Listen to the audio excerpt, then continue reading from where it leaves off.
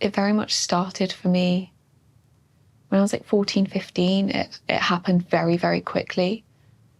I feel like I didn't understand the world. I didn't understand what was going on. I felt like I got everything wrong. And that is how I felt. I just felt wrong. Yeah. I wasn't okay. Like, I was struggling with my mental health, and I'd started having panic attacks. I always think like I kind of fell off a cliff edge, and I went from like healthy to really, really unwell within like 2 months. And this anorexia came in, and for me, it took me out of the world and put me in a world that I could understand. Like, it reduced my world to thinking about exercise and food and calories, and it gave me something that I felt like I could get right. Yeah. And it was never about weight loss. It was about the way I was feeling and how I was coping or I wasn't coping. Was there ever a time that a doctor sat with you and asked, why are you doing this? What is it about food? No, it was always, oh, it's an eating disorder. And I think it was assumed why.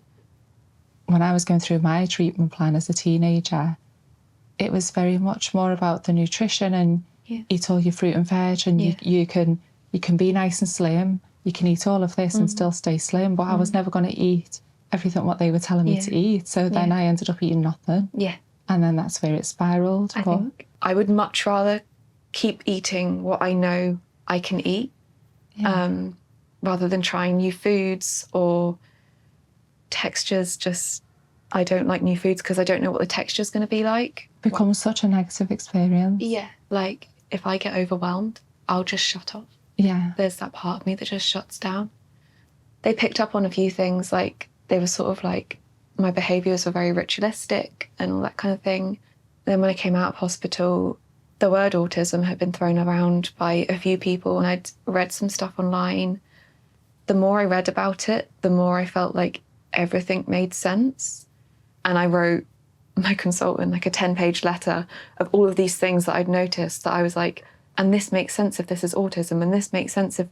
And then they started to sort of change things in my treatment, and we learned what we needed to work with, which was the autism. Like, my nurse, he'd always let me know if there was going to be a change coming up. If I was finding something too difficult, he'd give me more time. Equally, if I felt I could do something faster, then we'd do it faster. And it's just having a bit more information. Yeah. A bit more of a plan in place, a day with structure. I always think that's the best way. You seem in a really positive place.